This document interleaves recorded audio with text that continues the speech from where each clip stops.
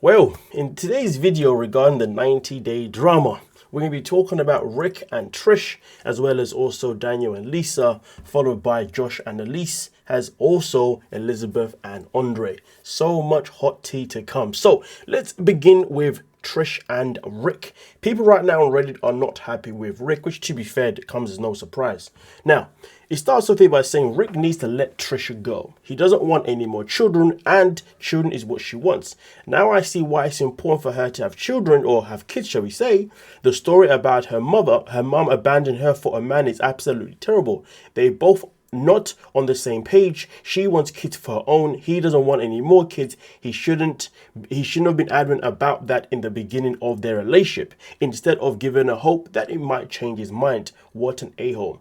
I mean, listen, I understand that people are going to have, their feelings regarding Rick's relationship with Trisha and the fact that he just won't give her a straight answer and just let her go. But at the same time, accountability is a massive thing. And you see, in this situation, we know Rick is somebody that will never see life in a way where he can be reality ready to recognize what he's doing is trash. But in the same conversation though, Trisha is simply moving mad, probably even more than Rick. Why? Well, because she knows that she wants kids, and she knows that this man cannot guarantee this for her. But most importantly, she had the perfect get out of free clause. What's the saying again? She had the perfect excuse to leave this relationship, perfect reasons to leave the relationship. And that's when she found out that Rick decided to go sleep with his ex all the way in Colombia. So the fact that she still chose to stay and keep this man in her life, this is on her. And to bring this man around her family, this is on her. And for her to be literally strung along by Rick and his unsureness of whether or not he wants kids or not is still on her. Why? Because she could simply say, listen, I want kids. You can't guarantee me this. So therefore, I'm going to go look elsewhere, because Trisha's she's a young woman. She's a beautiful woman. So therefore, her moving on and having more time to find someone that's a better match is going to be easy as 1, 2, 3.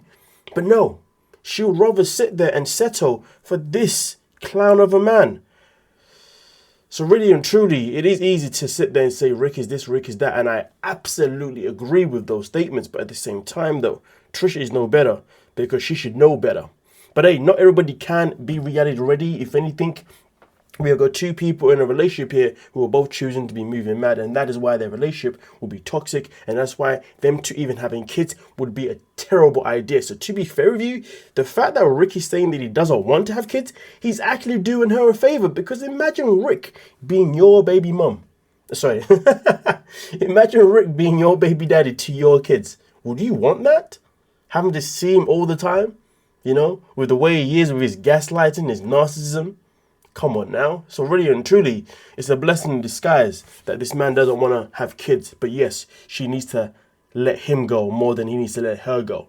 Because her letting him go is more beneficial for him compared to him letting her go. But this guy, all he cares about is a little bit of fun. And as long as Trisha's still around, he's going to have that fun. But hey, give me your thoughts in the comment section and we can talk about it. But with that being said though, we're now going to move on to the next topic itself in particular. And in this one, we're going to be talking about Elise. So, I decided to upload a short yesterday. And this is what went down. Let's have a listen. I'm really embarrassed. I couldn't sleep, and I just am embarrassed. I should not have acted that way. Is that a sorry? It's crazy because after last episode, we've now got Elise doubling down, which is quite embarrassing that she's doubling down. End of the day, when she decided to ask everyone, do you think my man is wrong for living with another woman rent-free? I mean, listen, the crash out was valid. I mean, I wouldn't have gone about it the way she went about it, but the crash out was valid. But let's continue. I'm sorry. I'm embarrassed for myself. I don't like embarrassment or personal coming up. The fact that this man doesn't like embarrassment, but yet he lives a life where he's living off another woman's back at the age of 39 years of age, allegedly. And he doesn't like embarrassment. Does he not realize that this whole situation is actually embarrassing on his own front? He's already embarrassing himself.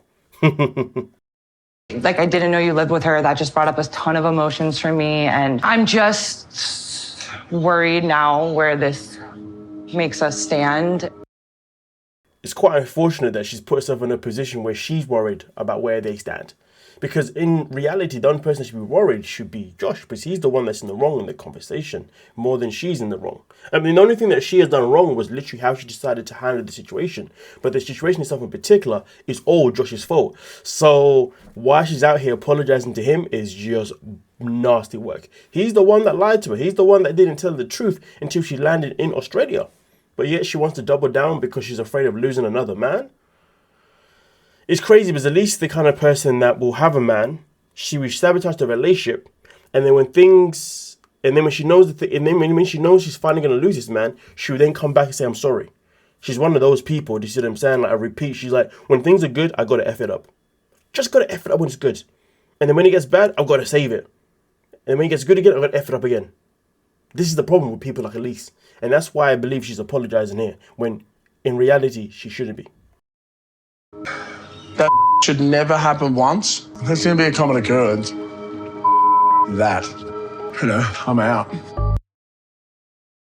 The fact that she is now giving this man power back in this relationship is actually quite grotesque, if you ask me personally. She should have stayed in the driving seat and determined what was going to happen next in this relationship.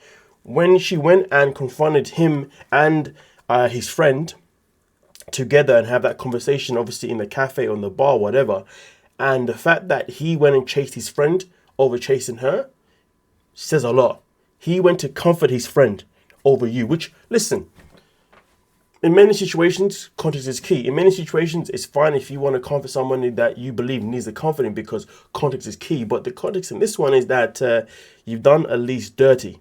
But at the same time, though, are you going to comfort the girlfriend that's going to leave and go out to the USA, obviously after a few weeks? Or are you going to comfort the person that's literally paying your bills and giving you a shelter? Yeah, that's a very interesting dilemma, to be fair with you. So you'd probably go for the person that's going to give you shelter, to be fair. But either way, though, should Josh even be seeking a relationship whilst he's in his current situation where he's unable to afford his own home, where he has to live with another person and live off their back? I mean, there is always that part too. I mean, I would say the ages of a man, the man that is 39 years of age, really and truly, it's better for him to get all of his ducks in order before he actually brings another life into his life. Because if anything, him bringing someone in his life, all he's doing is dragging that person down. You see what I'm saying? Because that person has to wait for him to figure things out, which just isn't cool for the other person in that situation. And in this situation, that would be Elise. So, yeah. And she's apologizing to this guy. Again, some people just need to check themselves, but it is what it is. Now, we're going to move on to the next one itself in particular. This one here is all about Elizabeth and Andrei. Let's have a listen to what Elizabeth had to say. I've always envisioned myself having more children. I actually always wanted like 4 kids, but then once I had 1, I was like, yeah, maybe not, maybe 2 or 3. But now that both of my kids are self-sufficient and independent and just kind of do their own thing, it like makes me really sad, and I just don't feel done. I just don't, and as a mother, when you know. But I'm 35, I'll be 36 in just a few months, and so where I'm at right now is like it's kind of now or never. Obviously Andrei might not feel the same as I do, but I don't really care because I want more children, and where there's a will, there's a way. So we'll just leave it at that. So, I mean, listen, I'm not a mother, nor will I ever be a mother. So, when she says, well, a mother knows when a mother knows, I was like, okay, I get it. But listen, really and truly, I'll keep this one very short and simple. Do you think it'd be a good idea for Andrei and Libby to have another child, or do you think that they should just keep it where it's at? To be fair, at the same time, though, is that really a place that we have the right to really comment? I mean, we don't live in their household, right? And they've had kids so far and they seem to be doing A-okay. So I guess them having another kid shouldn't be a bad thing. But at the same time, though, if Libby is saying that Andrei doesn't want to have a kid, or she's unsure if he wants kids, then really and truly them having another child really shouldn't be a thing, because people should only really have kids because they both want children, not because, one wants kids and one doesn't have kids, you know what I mean? And we also know that they are at a stage in their life where a child isn't going to happen by accident. They've got too much experience around the area, so therefore if a child did happen, it would happen because it was definitely planned. Or maybe Libby would trick Andrei by not telling him that she's covered, and then boom, bam, there's a kid on the way again, you know what I mean? But hey, Elizabeth will obviously do what Elizabeth wants to do. So you know what? You do you, girl. You do you. But with that being said, though, we're now going to move on to the next topic itself in particular. Now, here when it comes to Daniel and Lisa, this one's an interesting one because there's two things going on here today, okay? So let's start off with the one where people are talking about them on the Reddit. Now, on Reddit here, as you can see, somebody said, is it just me or Lisa is looking pretty good? Let me read the comment down below. Say what you want about Lisa, but she brought some actually cute outfits on this trip, and also the Nigerian clothing really looks great on her. Surprisingly, girl has a bit of style and knows what looks good on her body.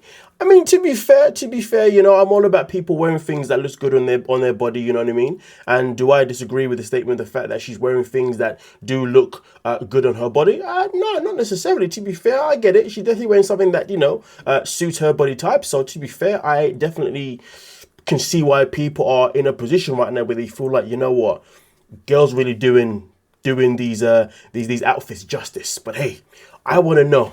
Give me your thoughts on that itself in particular. But now we're going to move on to the nitty and gritty of what's really hot tea right now on the 90-day streets. And that is, apparently, there could be a congratulations in order. There is a potential that Daniel and Lisa may have already actually got married in secret. Now, it does say here that are congratulations in order for Lisa and Daniel. There is a big clue that Lisa and Daniel secretly got married after filming. Daniel shared a new TikTok video of himself dancing to Nigerian music, and this is the video itself in particular. Hey, let's chill, man. Let's chill. But to get the grooves on. Anyway.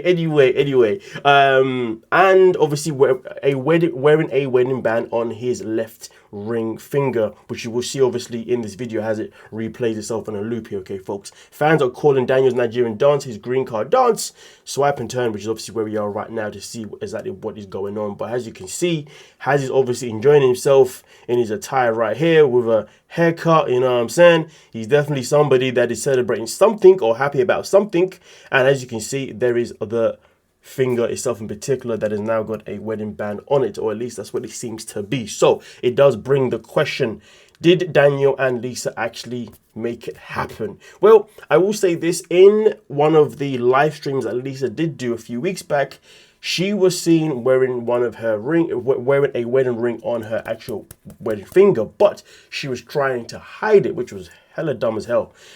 So there is been speculation regarding the fact that maybe their relationship is still actually going strong, and the fact that now it's come out with Daniel wearing a ring, it definitely makes things look a bit more, you know, serious, shall we say, despite the fact that Lisa's ex came out to actually say that Lisa and Daniel were broken up. Well, that's just an ex saying what they want to say, right? But as it seems right now, there's been evidence online that has shown that these two may actually still be together, and not just together, but they've actually tied the knot. It's either that, or maybe they've both tied the knot to separate people. Who knows? Okay, but this is something that I guess we'll find out hopefully at the tell-all, if not at some point after that as well. But one thing that I will say is I would like to see these two comebacks. I really hope they have tied the knot, because boy, I'm more than happy to see these two for more seasons. I mean, in my opinion, they're definitely far more entertaining than Angela Deem and Michael. Well, one, because Daniel has a little bit of a character with his reactions. You are an abonishment. No, that's not the word. What did he say? What did he say again? As abomination, that's the one. You know, and also when it comes to Lisa, I mean, listen, this woman's more than happy to go down on one knee. She's more than happy to drop some of, I would say, 90 Day Fiance's most iconic facial expressions. Meanwhile, with Angela and Michael, it was more about Angela screaming and shouting and pushing and shoving every episode than anything else. You know what I mean? Type stuff. Yeah. Either way, though, please do let me know your thoughts down below regarding that. Do you think they have tied the knot, or do you think that maybe they've gone separate ways? But most importantly, give me all your thoughts. Hype the video, subscribe, like, notifications on, and I hope you guys are doing what you can to stay reality ready, unlike these people that like to be staying moving mad. But hey, have a good day.